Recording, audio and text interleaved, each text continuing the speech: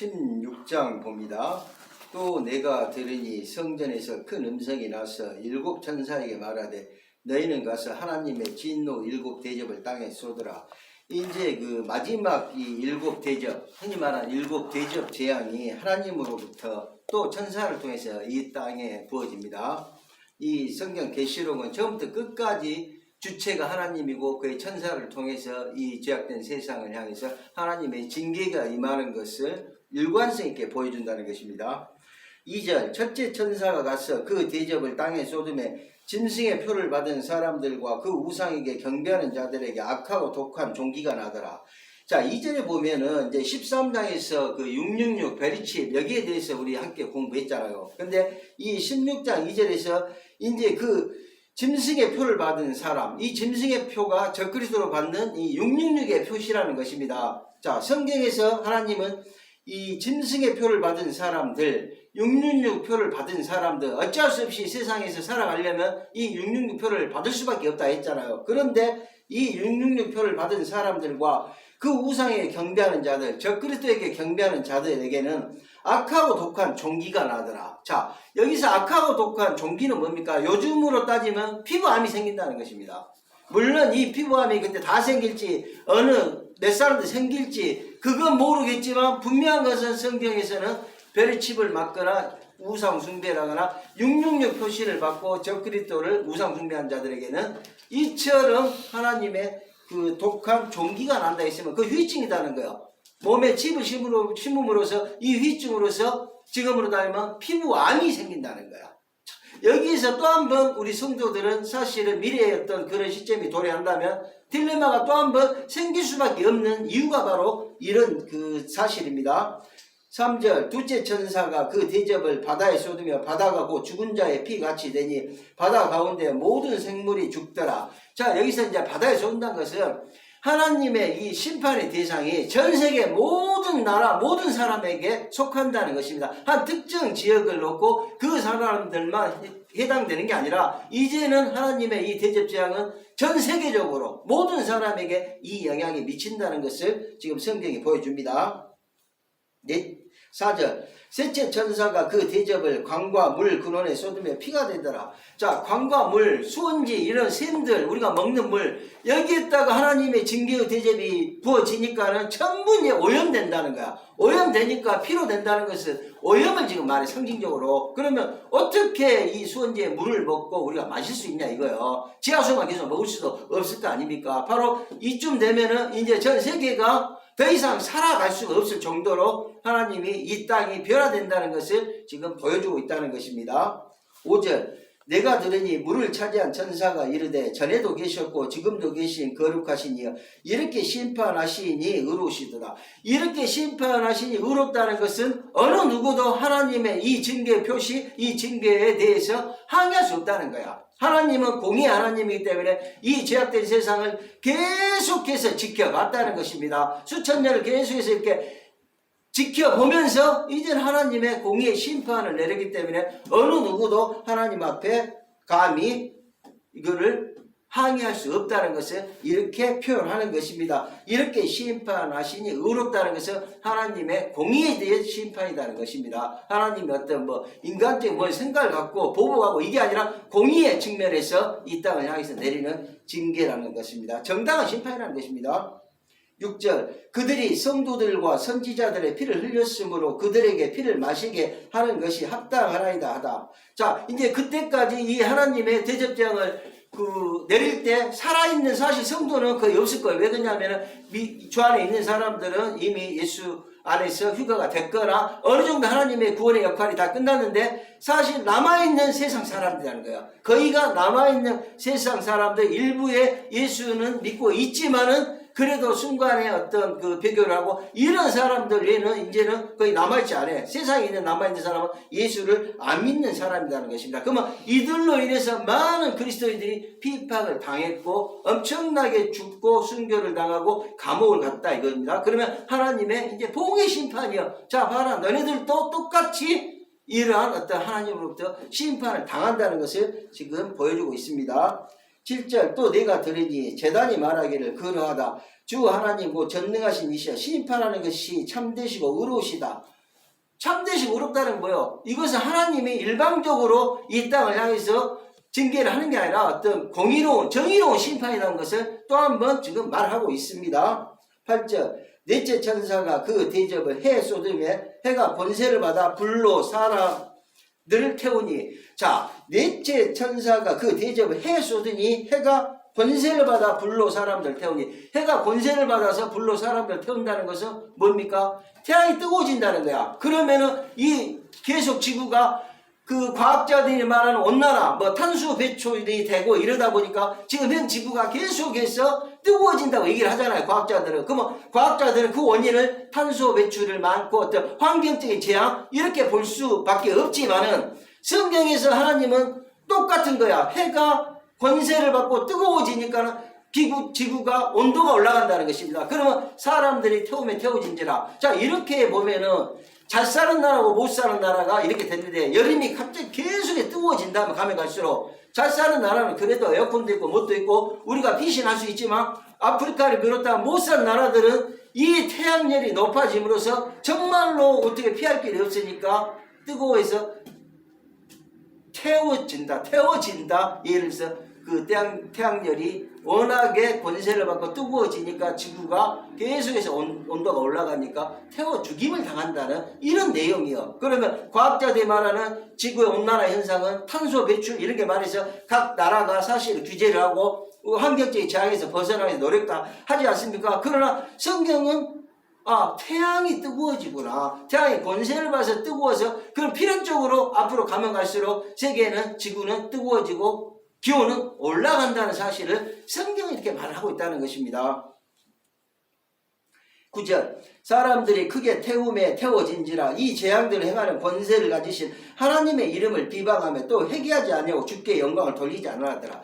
그 당시 이제 살아있는 사람들은 이렇게 뜨겁고 타죽고 막 이런 현상이 나오니까 엄청나게 환경적으로 괴롭다는 거야. 그래서 이것을 하나님 앞에 회개를 하고 우리의 죄악으로 인해서 이 부분을 먼저 생각하고 하나님한테 얘기를 하고 기도를 하고 아래야 될 것인데, 이제 일반적으로 하나님을 비방한다고 그래요. 그럴 수밖에. 예를 들어서 예수를 모르는 입장에서는 뭐 그 사람들을 비난할 것이 아니라 사실 세상 사람 입장에서는 당연히 이렇게 왜 뜨거워지고 사람들이 태워서 죽고 막 이런 부분들에 인간적인 측면에서는 그럴 수 있을 것 같아요. 그러나 분명한 것은 이건 하나님의 이 땅을 향한 징계의 표식이기 때문에, 공의로운 하나님에서 공의로운 심판이기 때문에 우리 인간들 입장에서는 항의할 수 없는 그런 부분이라는 것입니다.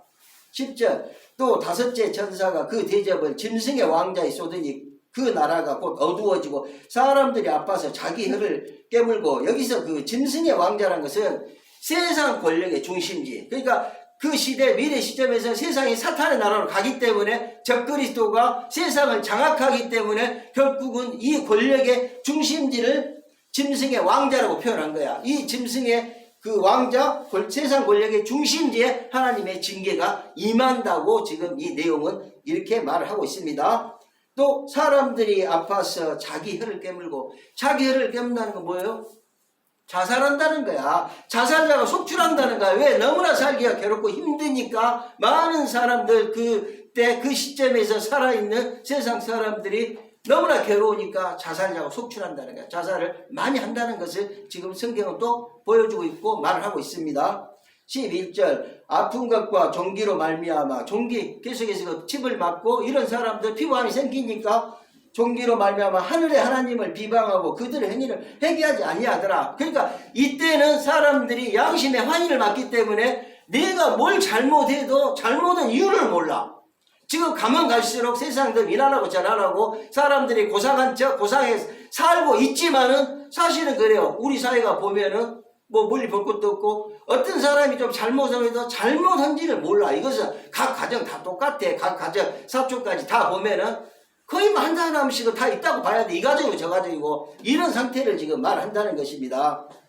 12절 또 여섯째 천사가 그 대접을 큰 강 유브라데에 쏟으며 강물에 말라서 동방에서 오는 왕들에게 예비되었더라. 자, 저번에 그 전장에서 유브라데라는 건 티그리스강을 흐르는 그 큰 강이라고 했죠. 그러면 이 유브라데 속에서 숨겨져 있는 내용은 하나님의 징계라고 이스라엘 사람들은 받아들였다고 했죠. 그러면 마찬가지로 큰 강 유브라에 대해 쏟은다는 것은 하나님은 역설적으로 이 땅을 영적인 이스라엘로 본다는 것입니다. 유브라에 대해 쏟으면 강물이 말라서 동방에서 오는 왕들, 여기서 동방에서 오는 왕들은 과거 이스라엘을 침공하기 위해서 원방에서 오는 모든 어떤 그 이방인의 세력, 이 원방에서 오는 모든 이방인의 세력을 동방으로 이렇게 지칭을 했다는 거야. 영적 이스라엘로 보고 역설적인 표현이야. 지금 하나님께서는 이 세상을 영적 이스라엘로 보고 큰강 유브라데라는 거야. 징계의 표식이라는 거야. 그러면 징계는 동방에서 왔다는 것은 이스라엘 주위에서 오는 모든 원방의 세력을 이렇게 표현한 거예요. 역설적으로. 그러면 여기서 동방은 뭐 그렇게 좋은 개념도 사실 아니야. 왜냐하면 이런 또 동방을 한국에서 동쪽 이렇게 생각하면 안 된다는 거야. 바로 이런 역설적인 표현입니다. 13절 또 내가 봄에 개구리 같은 새 더러운 영이 용의 입과 짐승의 입과 거짓 선지자 입에서 나오니, 자, 개구리 같은 새 더러운 영, 용의 입, 사탄의 입과 짐승의 입과 적그리스도의 입과 거짓 하나님이고 전능하신 큰 날이 있을 전쟁을 위하여 그들을 모으리라. 전능하신 이 큰 날, 이건 어떤 날입니까? 예수 재림의 날이라는 것입니다. 예수 재림의 날에 그들이 세상에서 이제 적그리스도가 세상을 장악하다 보니까 상징적으로 이제 전쟁을 하겠다고 이렇게 모아드는 거야. 그러면 사실 어떤 하나님의 그리스도의 재림했을 때는 이 영적인 그 전쟁과 이런 군사들하고 전쟁이 되겠습니까? 그러나 상징적으로 그들의 모든 어떤 그 세력을 모아서 예수 그리스도 재림한 날 전쟁을 한다고 그래요. 그러면은 그런 어떤 그 상징적인 뜻입니다. 15절 보라 내가 도둑같이 어리니 누구든지 깨어 자기 옷을 지켜 벌거벗고 다니지 아니하며 자기의 부끄러움을 보이지 않는 자는 복이 있도다. 이건 또 교훈적으로 받아야 돼. 성경에서 계시록에서 말하는 7개 복 중에 세 번째 복이야. 자기의 부끄러움을 보이지 아니한 자. 그러니까 성령 충만해서 마지막 시대를 성령 충만한 신앙 안에서 승리하라는 거야. 이런 내용들은 세 번째 복이지만은 우리한테 주는 교훈으로 이게 받아들여야 된다는 것입니다. 새 영이 히브리어로 아마겟돈이라 하는 곳으로 왕들을 모으더라. 이제는 그 적그리스도와 세상에 남아있는 이 권세자들, 권력자들이 그리스도 재림의 날 전투를 하겠다고 군사를 모으고 있다는 것입니다. 근데 여기에서 이 아마겟돈이라는 것은 또 이런 어떤 처음 듣는 이런 단어들이 나와요. 그럼 아마겟돈에 대해서 우리는 또 생각해 봐야 돼. 이 아마겟돈이라는 것은 그 묵기토산에 있는 그 평야에 있는 마을 이름이에요. 그러면 묵기토산은 그 과거 고대로부터 이스라엘에서 수많은 전쟁이 일어났던 거야. 한마디로 전쟁터를 지금 이렇게 묘사를 하고 있어. 그래서 인류 마지막 전쟁, 이 아마겟돈 전쟁은 묵기토산에 있는 그 평원에 있는 그런 마을 이름이야. 그러면 여기에서는 그 고대적으로 많은 전쟁이 일어나서 예를 들어서 요시왕이 그 바로누고한테 전쟁 중에 죽기도 하는 곳이고 또 그 아시아가 에후의 하산에 죽기도 하는 곳이고 그 많은 전쟁이 일어났던 곳을 이렇게 묘사를 하는 거야. 인류 마지막 최후의 전쟁이 예수 그리스도 재림한 날 그 나라의 사탄에 가지고 있는 적그리스도 안에 있는 세상 나라가 대적하겠다고 지금 이 전쟁을 상징적으로 표현하는 것입니다. 그래서 이 아마겟돈이라는 것은 묵기토 산에 있는 그 평야에 있는 마을 이름이라는 거야. 그래서 마지막 인류 최후의 전쟁을 이렇게 아마겟돈이라는 그 이름을 붙여서 아마겟돈 전쟁이라고 하는 것입니다. 17절 7째 천사가 그 대접을 공중에 쏟으매 큰 음성이 성전에서 보좌로 나서 이르되 되었다 하더라. 여기서 이제 궁중 에베소 6장 12절에 우리의 씨름은 혈과 육을 상대하는 것이고 하늘에 있는 궁중 권세를 잡은 저 악의 영들하겠죠. 그러면 여기에 궁중은 바로 사탄의 마귀의 핵심부다는 거야. 그러면 이러한 죄악을 이끌고 이 땅에 죄를 들어오게 만들고 이 모든 것들은 배후에는 사탄이 있다는 것이고 성경은 얘기를 하고 있어. 그러면 이 사탄의 바로 그 핵심부, 핵심 지휘부 우리가 이것들 전쟁을 생각한다면 여기에 하나님이 징계를 한다는 그런 얘기입니다. 그러면 공중 권세를 잡고 있는 사단의 핵심 주위에 하나님의 징계가 떨어진다면, 예를 들어서 영적인 폭탄이 떨어진다면 사단은 결국은 거기가 파괴될 거 아닙니까? 바로 이제 하나님의 그런 뜻이야. 그래서 사단의 핵심부에 하나님이 징계가 내린다는 것을 얘기합니다. 18절 번개와 음성들과 우레소리가 있고 또 큰 지진이 있어. 얼마나 큰 사람이 땅에 있어 온 일은 이 같은 큰 지진이 없었더라. 그러니까 우리 그 인류가 태어나서 인류가 만들어지고 지금까지 오면서 미래에 하나님께서 사단의 핵심부 공중했다. 그러면 전체 둘째 안을 이 우주에서 무슨 이상현상이 일어난다는 거야. 그럼 어떤 것인지는 모르겠지만 그랬을 때 이 이상현상이 일어났을 때 이같이 큰 지진이 없었더라. 그 지진은 일반적으로 땅속에서 뭐 마그마가 나오고 뭐 지각이 부딪혀가지고 나온다 하잖아요. 재고 높아봤자 강도 7, 8 뭐 이렇게 나오고 지금 그런데 이것은 산과 산이 바뀌어지고 막 성과 섬이 없어지고 이 정도의 지진은 우주 현상에서 나타난다고 볼 수밖에 없다는 것입니다. 우리가 그 살아있는 인류가 지금까지 겪어보지 못했던 엄청난 지진이라는 것을 얘기를 해. 물론 우리는 지금 시대에 아니지만 미래에 일어날 일이니까 이렇게 성경은 표현하고 있습니다. 19절 큰 성이 세 갈래로 갈라지고 만국의 성들도 무너지니 큰 성 바벨론이 하나님 앞에 기억하신 바되 그의 맹렬한 진노 포도주잔을 받으며 큰 성 바벨론 축구과 같은 바벨론 알겠죠? 거기서 조그만 공들 10개 이렇게 딱 가득 찼다 했죠. 이 바벨론이 세 갈래로 무너진다는 거죠. 회복이 불가능하다는 거야. 바로 한마디로 요즘식에 표현한다면 박살난다는 거야. 더 이상 재기불능의 바벨론이 된다는 거야. 하나님의 이 징계 표식이 20절 각 섬도 없어지고 산악도 간되었더라. 섬도 없어지고 산도 없어지고 된다면 이 지구가 얼마나 엄청난 변화가 일어나겠습니까? 우리가 상상할 수밖에 없다는 거야. 미래의 어떤 그런 시점을 상상하면 섬도 없어지고 산도 없어지고 그럼 뭐예요 이게? 섬과 섬이 어디로 갈지도 모르고 산이 어디로 갈지도 모르고 그러면 엄청난 이 지구에 이상현상 변화가 생긴다는 것입니다. 이것은 바로 우주의 변화에 의해서 생길 수 있다는 것입니다. 우리가 계속해서 공부해보면 어떻게 해서 전체가 흔들리고 전체에서 뭐가 나오고 이런 것들을 지금 공부해 왔잖아요. 바로 이러한 현상에서 이제는 보지도 못한 산과 산, 산맥과 산맥, 뭐 섬과 섬이 없어지고 생겨나고 이런 현상이 나타난다는 것입니다. 21절 또 무게가 한 달란트나 되는 큰 우박이 하늘로부터 사람들에게 내리며 사람들이 그 우박의 재앙 때문에 하나님을 비방하니 그 재앙이 심히 큼이더라. 자 마지막 그 7 대접 재앙 중에 마지막을 장식한 게 한 달란트. 한 달란트는 일반적으로 34kg를 말해요.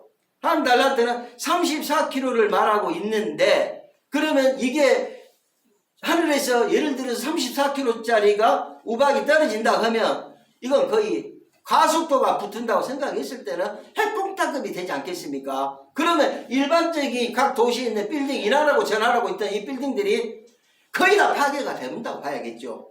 34kg짜리 폭탄이 가속에 붙어갖고 떨어졌을 때는 거의 뭐 박살 난다고 이렇게 보여집니다.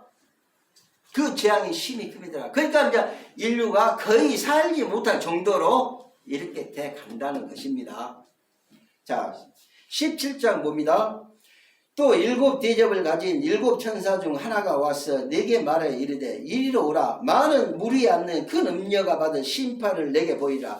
여기에서 이제 큰 음녀가 나와요. 12장에 보면은 해를 입은 여자가 나왔죠. 그러면 하나님의 신령한 교회, 뭐 신령한 목사 이 부분을 우리가 알 수 있는데 여기서 큰 음녀라는 건 뭡니까? 그 반대적인 개념이잖아요. 그러면 거짓 종교 지도자, 거짓 성지자들 이들을 지금 말해. 배도한 교회의 어떤 뭐 목사도 될 수도 있고 세계에서 어떤 그런 이 종교적으로 타락한 어떤 그런 그 지도자를 지금 큰 음녀라고 표현합니다. 받을 심판. 그러니까 이 거짓된 종교 지도자들이 결국은 나중에 하나님의 심판을 받는다는 것을 내게 보이리라. 17장 1절에서 이 얘기를 합니다. 이 종교 지도자들한테 2절 땅의 임금들도 그와 더불어 음행하였고 땅에 사는 자들도 그 음행의 포도주, 그러니까 땅의 권력자들도 그들과 함께 종교 지도자들, 어떤 배교한 종교 지도자들과 결탁했고 또 그런 어떤 것들이 나오는 것은 모든 종교에는 구원도 다 똑같고 모든 종교에는 구원이 있다. 이 얘기는 지금으로 하면 종교 어떤 다원주의적인 것을 한번 생각해 볼 필요가 있다는 것입니다. 예를 들어서 기독교, 불교, 뭐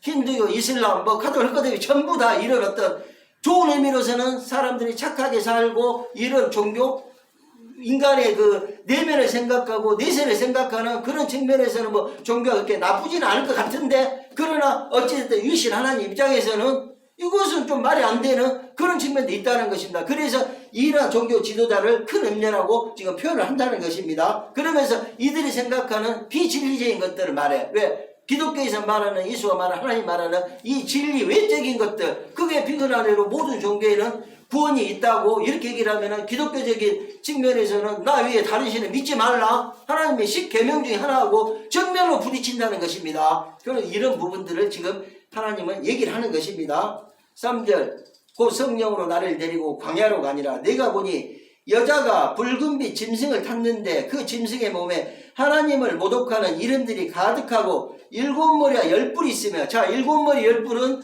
붉은 용에서 7머리 10뿔 환상이라고 했죠. 그러면 이 배후에는 뭐가 있나 이거요? 사탄이 있다는 것입니다. 바로 이 거짓 종교 지도자들의 배후에는 사탄이 그들을 잡고 있다는 것을 지금 17장 3절에서 보여주고 있다는 것입니다. 왜? 7머리 10뿔은 붉은 용의 환상으로 13장에서 10장 나오니까. 4절, 그 여자는 자주빛과 붉은빛 옷을 입고 금과 보석과 진주로 꾸미고 손에 금잔을 가졌는데 가증한 물건과 그의 음행의 더러운 것들이 가득하더라. 종교적인 부피에 타라. 그러면 세상에 가지고 있는 사치, 이런 것들을 거짓 종교 지도자를 가지고 있다는 거야. 하고 있다는 거야. 이 얘기를 지금 이렇게 표현한 것입니다. 5절, 그의 이마에 이름이 기록되었으니 이름이 기록되었으니 비밀이라, 큰 바벨론이라, 땅의 음녀들과 가증한 것들의 언이라. 자, 여기서 왜 큰 바벨론일까? 종교적으로 이렇게 타락하고 잘못되면은 세상 사람들의 미치는 영향이 너무나 크기 때문에 큰 바벨론이라는 표현을 쓴다는 것이다. 바벨론, 이 축구공 같은 바벨론 중에 영적인 종교적인 바벨론이 있는데, 여기는 일반적인 바벨론보다도 더 강력하다는 거야. 사람들의 영혼에 영향을 미치기 때문에. 그래서 큰 바벨론이라는 이런 표현을 씁니다. 땅의 음녀들과 가증한 것들, 이런 짠짠한 모든 종교들의, 쉽게 말해서 대장, 회장, 이거는 지금 말해. 이 거짓 종교 지도자를. 6절, 또 내가 보면 이 여자가 성도들의 피와 예수의 증인들의 피, 성도의 피와 예수의 증인들의 피는 뭐죠? 마지막 시대를 사랑하는 예수를 안에서 신앙을 짓기 위한 많은 성도들이 죽임을 당했잖아. 이 순교자들은 지금 말을 하는 것입니다. 증인들의 피에 취한지라. 내가 그 여자를 보고 놀랍게 여기고 놀랍게 여기니. 그 얘기는 사도 요한이 봤을 때, 아, 이렇게 해서는 안 돼. 사람들이 그 많은 순교자들 죽고 이런 모습을 봤을 때 사도 요한은 이렇게 표현을 해. 놀랍게 여기고 놀랍게 여겼다는 거야. 7절, 천사가 이르되 왜 놀랍게 여기느냐? 내가 여자와 그 같은 7머리 10뿔까지 짐승의 비밀을 내게 이르리라. 이제 여기서 천사가 사도 요한한테 그런 종교 지도자, 거짓 선지자에 대해서 구체성을 띠고 말한 게 아니라, 그 여자가 그 같은 7머리 10뿔, 사탄을 에워싸고 사탄의 배후가 있다겠죠. 그러면은 7머리 10뿔까지 짐승, 적그리스도의 비밀을 내기라. 아, 적그리스도 하순이 된다는 거야. 그러면서 천사는 요한에게 그런 어떤 거짓 종교 지도자를 구체성을 들어서 말한 게 아니라 바로 적그리스도에 대해서 얘기를 한다는 것입니다. 8절, 내가 본 짐승은 전에 있었다가 지금은 없으나 장차 무정행으로부터 올라와 멸망으로 들어갈 자니 땅에 사는 자들로서 창세후로 그 이름이 생명책에 기록되지 못한 자들이 이전에 있었다가 지금은 장차 나올 짐승을 보고 놀랍게 여기더라. 그러니까 이 짐승은 미래의 패권자야. 패권. 미래의 세계에서 온통으로 남은 이 패권자가 지금 적그리스도를 지금 얘기를 합니다. 그러면 계속해서 이 패권자들이, 역사적인 패권자들이 있어. 어쨌든 이 8절에서 말하는 것은 미래의 세계 정치에서 패권자가 바로 이 적그리스도라는 것을 얘기를 하고 있다는 것입니다. 9절, 지혜 있는 뜻이 여기 있으니 그 7머리는 여자가 앉은 7산이요 7머리 10뿔 7머리 여자가 앉은 7산. 7산이라는 것은 일반적으로 세상의 권세를 표현해. 그러면 7산이면 한 산도 아니고 7개 산이면 세상에 엄청난 큰 권세를 등에 업고 거짓 종교 지도자가 세상에서 함께 활동한다는 것을 지금 말하고 있습니다. 그 배후에는 사탄이지만 그 많은 권력을 갖고 함께 간다는 걸 지금 얘기를 하는 것입니다. 10절, 또 7왕이라 5은 망하였고 하나는 있고 다른 하나는 아직 이르지 아니하였으나 이르면 반드시 잠시 동안 머무르리라. 여기서 이제 일곱 왕이라고 했죠. 일곱 왕, 다섯은 망하였고, 그럼 이것은 일곱 왕은 역사적인 해석을 해야 돼. 그러면 일곱 왕 중에 다섯은 망하였다. 그러면 다섯은 누군가? 첫 번째 여러분 생각하면 2000년 전부터 애굽, 두 번째 아수르, 세 번째 바벨론, 네 번째 메데파사, 다섯 번째 헬라. 이 다섯 개 나라, 이를 다섯 왕이라고 표현해. 그러면 그 당시에 세계 패권을 이 나라들이 잡았다는 거예요. 장악했다는 거예요. 그래서 일곱 왕 중에 다섯이 망했어. 이미 그들은 없어졌어. 근데 하나는 있고, 하나는 누굴까요? 지금 사도 요한이 보고 있는 이 요한계시록 하늘에서 그 시대의 세계 권력은 누가 가지고 있어요? 로마. 로마가 이제 여섯 번째 왕이야. 그러면서 하나는 아직 이르지 아니하였으나 이르면 반드시 잠시 동안 머무르리라. 그러면 이 일곱 왕 중에 마지막 하나가 미래의 세계 권력이라는 거야. 이거 미래적으로 해석한다는 것입니다. 그러면 미래적으로 해석했을 때 미래의 그 권력자가 누군가? 그게 적그리스도라는 것입니다. 11절 전에 있었다가 지금 없어진 짐승은 여덟째 왕이니, 그러면 전에 있었다가 지금 없어진 짐승은 여덟째 왕이니, 미래의 어떤 권력 형태를 우리는 좀 이 성경에서 좀 유추를 해볼 수 있을 것 같아.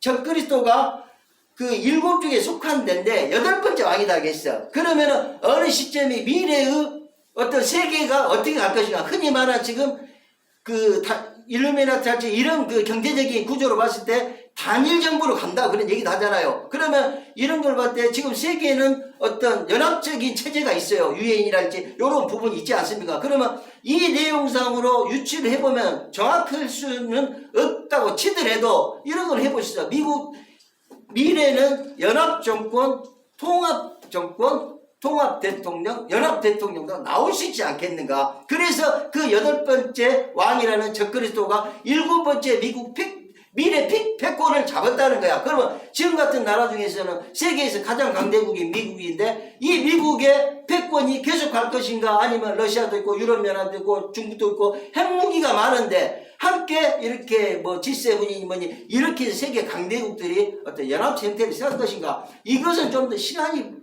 지나봐야 알 것 같아요. 그러면 이 성경에서 말하는 그러한 상태로 볼 때는 미래 패권이 어떤 한 나라로 갈 것인가, 아니면 연합적인 제도로 갈 것인가, 어찌됐든 이 여덟 번째 왕, 이 적그리스도는 미래 패권이라는 거야. 세계를 모든 장악하는 미래 패권. 12절 내가 보던 열뿔은 열왕이니 아직 나라를 얻지 못하였으니 다만 짐승과 더불어 임금처럼 한동안 권세를 받으리라. 그러면은 여기서 그 열뿔은 열왕이니 이 얘기는 세상 그 좀 자그마한 나라들, 정말로 지금으로도 마찬가지잖아요. OECD랄지 이런 세계 30개국 막 이런 나라들은 잘 먹고 잘 사는데 강대국에 들어가자. 우리 한국도 정말 하나님의 은혜로 어찌됐든 G7까지도 들어가고 이런 나라인데, 그렇지 않는 나라들, 자그마한 나라들은 결국은 이 적그리스도한테 예속이 될 수밖에 없다는 거. 예속이 돼서 거기에서 뭔가 그 이익을 취한다는 거. 그러면 이런 얘기고 아마 그 중세시대 봉건제도를 생각해보면 제후가 있고 지방에 있는 그런 분봉왕들, 그런 사람들 있잖아요. 이런 형태가 미래의 어떤 세계적인 정치 체제가 갈 수도 있겠구나. 왜? 자그마한 나라는 자기의 힘으로는 견딜 수가 없으니까 적그리스도에 예속돼가지고 큰 나라 속에 예속돼서 어떻게 살아가는 어떤 자구책을 구할 수도 있겠구나. 이 성경적으로 이걸 봤을 때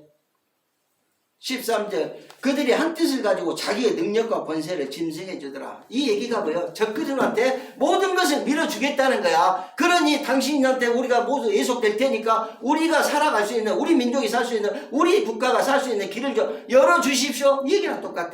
약속도 하더라. 왜? 자체적으로 살아갈 수 있는 능력이 없으니까 방법이 없다는 것입니다. 그래서 적그리스도한테 우리가 가지고 있는 권력마저도 당신 줄 테니까 우리는 그거에 의해서 함께 묻어가고 함께 살아갑시다. 지금 이런 뜻이야. 14절 그들이 어린 양과 더불어 싸우려니와 어린 양은 만주해 주시오 만왕의 왕이심으로 그들을 이기실 터이요 그와 함께 있는 자들 곧 부르심을 받고 택하심을 받는 진실한 자들도 이기리로다. 이 얘기는 영적으로 결국 예수 안에 있는 사람들은 하나님이 함께 이겨낸다는 것입니다.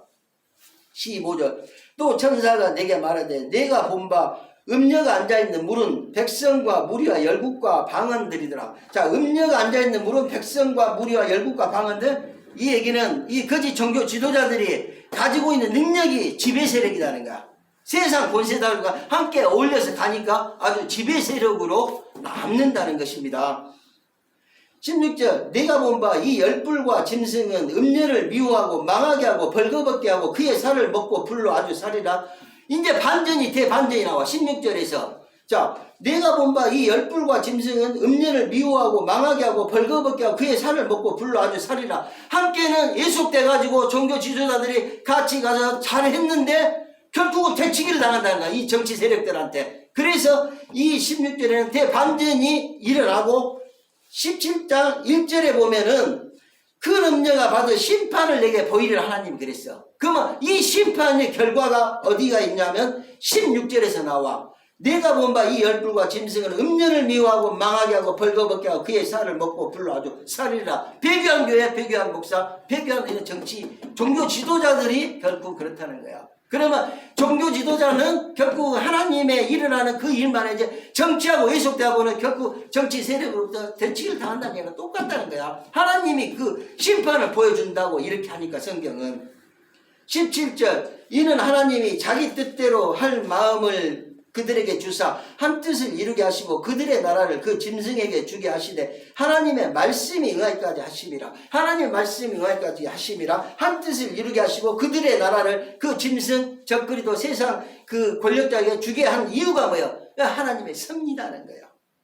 이렇게 된 것은 하나님의 섭리에 의해서 그렇게 된다는 것입니다. 그러면 여기서 우리는 교훈적으로 할 수 있는 것은 목사는 한 영혼을 위해서 계속해서 그 영혼을 놓고 하나님 기도하고 그러라는 거야. 성경이 이게 말을 해줘요.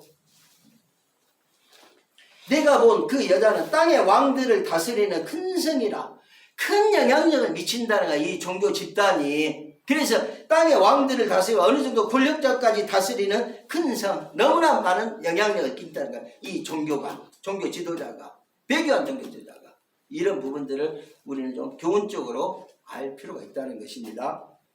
자, 18장 봅니다. 이 일 후에 다른 천사가 하늘에서 내려오는 것을 보니 큰 권세를 가졌는데 그의 영광으로 땅이 환하여지더라. 이 일 후에 다른 천사가 하늘에서 내려오는 걸 보니 큰 권세를 가진 그의 영광으로 땅이 환해졌다. 그 영광은 뭐야? 바벨론을 이제 패망시키는 그런 권세라는 거야. 이 하나님으로부터 부르심을 받은 이 천사가 하는 것은 이제 바벨론, 그 영적인 바벨론, 축복받은 이 바벨론을 이 바벨론을 패망되면 결론은 이 땅이 패망된다는 거야. 지금까지 이 땅을 유지했던 자본주의는 여러 가지 이 메커니즘이 다 깨진다는 것을 지금 18장에서 얘기를 합니다. 그 큰 권세, 바벨론을 멸망시키는 이 권세를 하나님으로 받았다는 거야. 그의 영광으로 땅이 환해지다. 이제 바벨론 이 일은 악의 축이 끝나기 때문에 이렇게 표현을 합니다. 2절 힘찬 음성으로 외쳐 이르되 무너졌도다 무너졌도다 큰 성 바벨론이여. 무너졌도다 무너졌도다 큰 성 바벨론이여. 아직은 바벨론이 무너지지 않았어요. 무너지는 과정이에요. 근데 성경은 과거형을 써서 무너졌다고 딱 표현해버려. 이 얘기는 뭐죠? 하나님은 이미 바벨론의 끝을 냈다는 것을 이렇게 표현하는 것입니다. 힘찬 음성으로 외쳐 이르되 무너졌도다 무너졌다 큰 성 바벨론 귀신의 저수와 각종 더럽고 영이 모이는 곳과 각종 더럽고 가증한 새들이 모이는 곳이 되었다. 그러면 이거 뭐야? 이 세상에 정말로 반기독교적인 하나님의 진리를 거슬리는 이런 축구공 같은 바벨론들, 지금 이걸 얘기를 합니다. 영적이나 뭐 도덕적으로 어떤 타락한 어떤 도시들, 세상 나라들 다 똑같아. 이 나라고 저 나라고 이거는 공통으로 지금 하나님이 말을 합니다. 어떤 특정한 나라만을 지금 놓고 말하는 게 아닙니다. 3절 그 음행의 진노의 포도주로 말미암아 만국이 무너졌으며 또 땅의 왕들이 그와 더불어 음행하였으며 땅의 상인들도 그 사치의 세력으로 치부하였더라. 그러니까 세상 권력자 또 땅의 상인들은 어떤 정당한 그 관계를 갖고 불을 택한 것이 아니라 어떤 공모수술할지 다른 어떤 것을 해서 많은 물질을 취하는 자, 이걸 땅에 지금 상이라고 해. 사치의 세력으로 함께 간다는 거야. 이 권력자들과. 4절 또 내가 들으니 하늘로부터 다른 음성이 나서 이르되 내 백성아 거기서 나와 그의 죄에 참여하지 말고 그가 받을 재앙들을 받지 마라. 자, 마지막 시대 우리 성도들에게 주는 교훈들, 이런 것은 예수 안에 있는 사람들한테 주는 교훈들. 그러니 세상에 가서 가면 양심적인 눈으로 세상을 바라보라는 것입니다. 그러면은 신앙 안에 있는 사람들은 왜 세상이 이렇게 악해지고 왜 이런 부분이 이렇게 가지? 영적인 부분도 생각하고, 영성이란 것은 무조건 하나님 할렐루야 나 좀 많이 주시니까 이게 할렐루야 축복이 아니라, 세상에 이 돌아가는 이 과정들, 이 메커니즘을 보면서 예수 안에 있는 사람은 기본 양심적으로 세상을 좀 바라볼 수가 있어야 된다는 것입니다. 우리한테 주는 교훈이야. 지금 이거는 목사든 집사든 상관없이 예수 안에 있는 사람들한테 주는 교훈들. 5절, 그의 죄는 하늘에 사무쳤으며 하나님의 그의 불의한 일을 기억하신지라. 그가 준 그대로 그에게 주고 그의 행위대로 갑절을 갚아주고 그가 섞은 자라도 갑절이나 섞어 그에게 주라. 하나님은 다 보고 있었다는 거야. 악인들이 의인한테 행하고 세상의 악인들이 뭘 하고 머리털까지 세시는 하나님께서는 다 알고 있다는 거야. 그걸 다 보고 다 기억한다는 것입니다. 거기에 대한 인과응보적인 측면으로 계속해서 이제 하나님 징계를 한다는 것입니다. 7절, 그가 얼마나 자기를 영화롭게 하였으며 사치하였든지 그만큼 고통과 애통함으로 갚아주라. 그가 마음에 말하기를 나는 영왕으로 앉은 자의 과부가 아니라 결탄고 애통함을 당하지 아니하라. 이런 바벨론의 전반적인 이런 그 통치 구조입니다. 구조가 세상 주관자가 아니면서도 그가 주관자처럼 행세를 했다는 거야.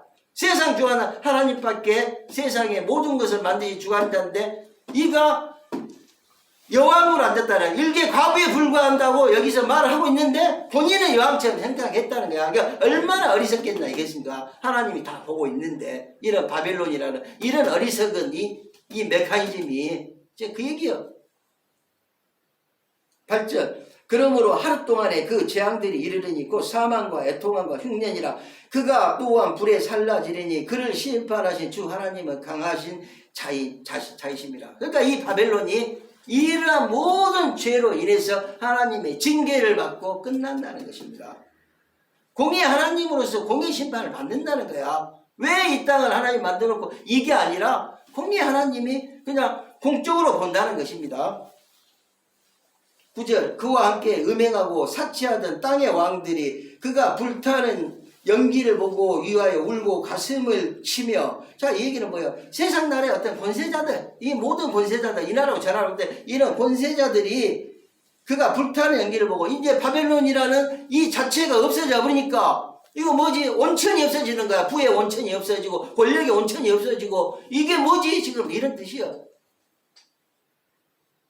그의 고통을 무서워하여 멀리서 이르되 화 있도다 화 있도다. 큰 성 견고한 성 바벨론이 한 시간에 내 심판이 이르렀다 하리로다. 이 한 시간이란 것은 극히 짧은 시간에 이제는 이게 거의 끝났다는 것을 지금 이렇게 표현합니다. 11절, 땅의 상인들이 그를 위하여 울고 애통하는 것은 그들의 상품을 사는 자가 없음이라. 세상에서 이 모든 어떤 돈을 갖고 물질을 갖고 상인들의 그 부의 원천이 근본적으로 없어졌다는 거야. 근본적으로 없어지니까 내가 가지고 있는 이 모든 것들, 이 즐겁고 이 모든 것, 이 권력, 이 행사했고 할 수 있는 이 모든 것들이 이제 무너지니까, 없어지니까 이 어쩌지? 지금 이런 표현들이요. 그게 애통하는 거야.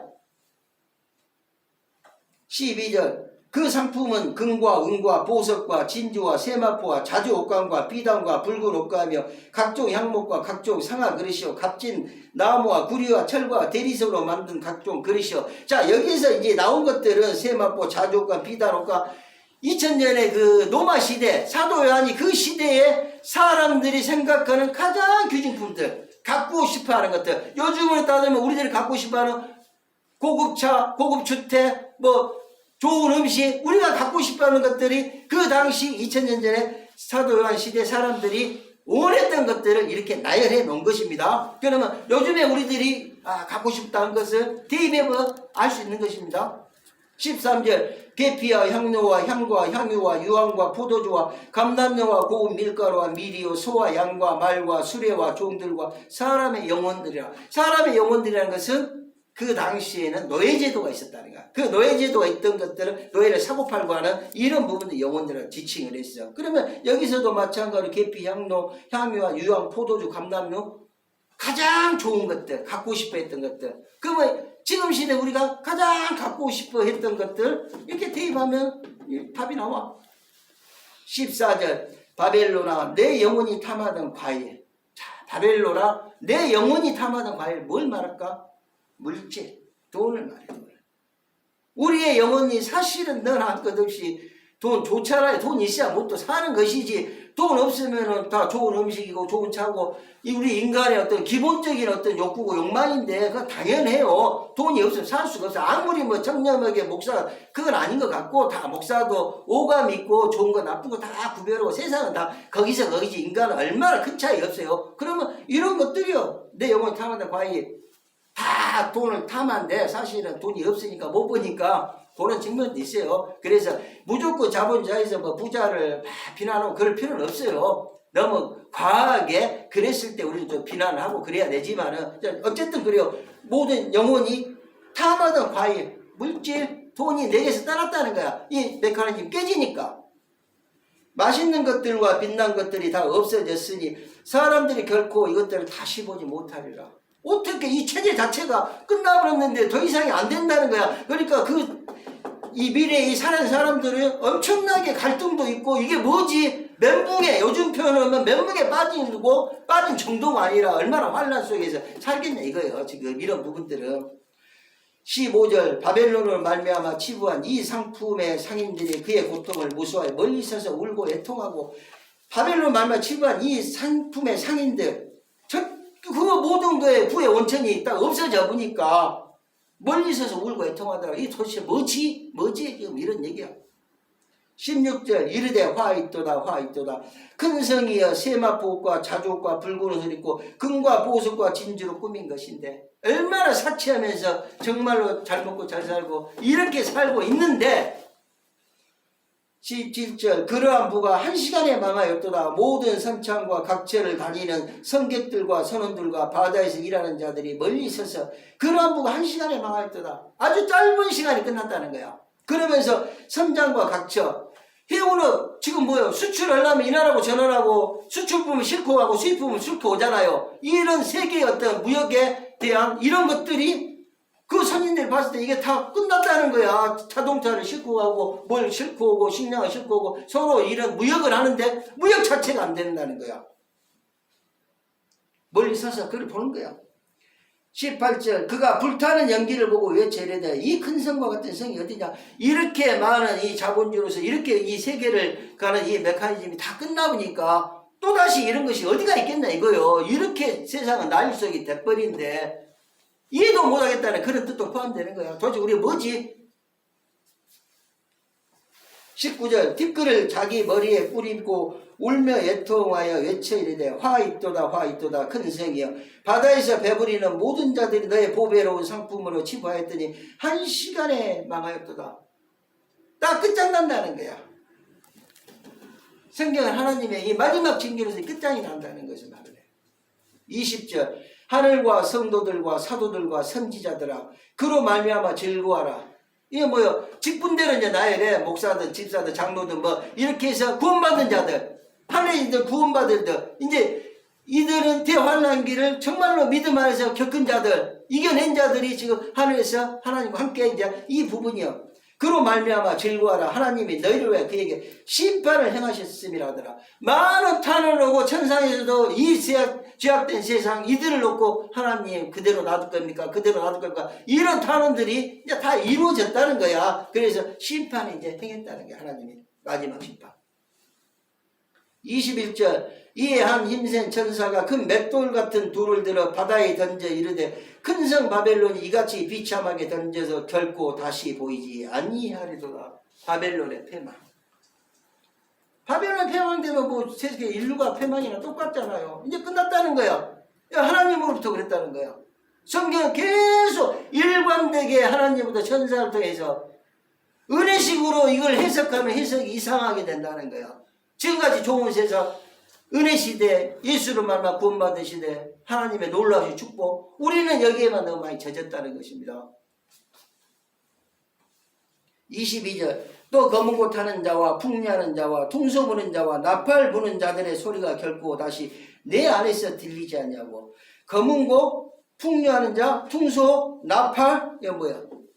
다르게 표현하면 이 땅에서 문화가 이제 끝났다는 거야. 사람들 사이에서 문화가 끝났다는 거야.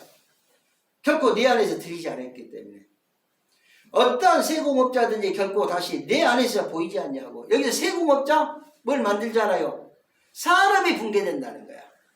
모든 산업이 붕괴된 것을 이 세공업자들이 결코 다시 내 안에서 보이지 않더라. 이렇게 표현을 해. 또 맷돌 소리가 결코 다시 내 안에서 들리지 않냐고. 맷돌 소리는 일상생활이 이제 끝난다는 것입니다. 이 정도로 철저하게 바벨론이 멸망이 되기 때문에 23절 등불빛이 결코 다시 내 안에서 비치지 아니하고 신랑과 신부의 음성이 결코 다시 내 안에서 들리지 아니하리로다. 신랑과 신부 주님과 교회의 소리가 다시 내 안에서 들리지 않더라. 일상생활 자체가 안 되는데 어떻게 뭐 신앙에 뭐 그런 게 있겠어요? 다 안 들린다는 거야. 너의 상인들은 땅의 왕족들아. 자, 너의 상인들은 땅의 왕족들이라고 표현했어요. 요 얘기는 상인, 돈을 가진 자가 왕족이라는 거야. 그러면 권력자가 된다는 것입니다. 미래의 세계는 물론 지금도 마찬가지지만 돈이 권력이라는 거야. 그래서 사람들이 사실은 돈을 막 이렇게 하는 것은 권력자가 되기 때문에 돈이 있는 사람이 권력을 갖게 돼 있다는 이런 내용이야. 성경 그렇게 표현을 해. 내 복술로 말미암아 만국이 미혹되다. 복술 뭐야? 그냥 뭐 우상 숭배 뭐 이런 것들 점술 뭐 것 없이 반 기독교의 진리, 주님을 멀어서 가는 이런 진리들. 24절 선지자들과 성도들과 및 땅 위에서 죽임을 당한 모든 자의 피가 그 성 중에서 발견되었느니라 하더라. 이 얘기는 선지자들과 성도들과 및 땅 위에서 죽임을 당한 모든 자의 피, 이 얘기는 하나님의 어떤 불같은 진노를 받게 되었다는 거야. 왜? 많은 종과 선지자들과 성도들을 핍박하고 죽이고 감옥 가게 하고 이 죄를 하나님께서 물었다는 거야. 그래서 그 얘기는 모든 자의 피가 그 성 중에서 발견됐다고 하는 거야. 이 땅을 딱 하나님은 이렇게 해서 바벨론을 멸망시킨다는 것입니다. 하나님의 징계가 이제 딱 이걸로 끝났어. 그래서 이 땅은 이제는 다시는 회복할 수 없는 땅으로 미래 간다는 것입니다. 바로 다니엘에 말한 70주 한 주에서 한 주를 살아가는 우리들이 된다는 것입니다. 이거 하나님의 어떤 말씀이기 때문에 우리는 뭐 이거 거부할 수 있겠는가? 그냥 믿음이 있고 없고는 두 번째 문제고 분명한 것은 성경은 하나님의 말씀이고 1.1획도 틀림이 없기 때문에 우리는 이렇게 보고 있고 저도 이것을 공부하면서 제 나름대로 계속 기도하고 공부하고 이래 보면서는 뭐 얼마나 뭐 이런 얘기를 하고 싶어 뭐 좋고 그러겠습니까? 예를 들어서 이런 부분들이 그러나 성경은 이걸 말하는데 계속해서 이거 보면 믿어야지 이걸 어떻게 해요? 바로 이래서 이 땅이 마무리되는 이 과정들을 1장부터 이렇게 쭉 봅니다. 자 이제 좀 10분 쉬었다가 19장을 다시 합니다.